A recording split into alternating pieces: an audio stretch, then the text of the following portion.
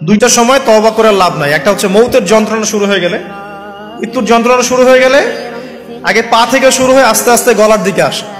হাদিসে যেমনটা এসেছে, সূরা ওয়াকিয়ার মধ্যেও আছে যে পায়ের দিক থেকে যন্ত্রণা শুরু হয়ে আস্তে আস্তে আস্তে আস্তে এই গলার দিকে আসে, এবং আত্মাটা গলার এখানে যখন চলে আসে, এখান থেকে মালাকুল মউত আত্মাটাকে নিয়ে চলে যায়।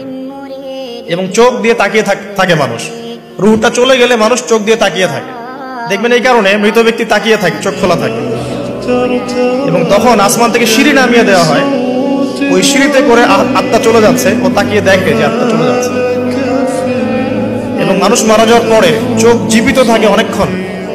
মেডিকেল সায়েন্স যারা পড়েছে তাদেরকে জিজ্ঞাসা করুন, মানুষ ডেড হয়ে গেল চোখ দেখবে আরো কয়েক ঘন্টা, হয়তো আরো নির্দিষ্ট একটা সময় পর্যন্ত চোখটা কিন্তু জীবিত থাকে।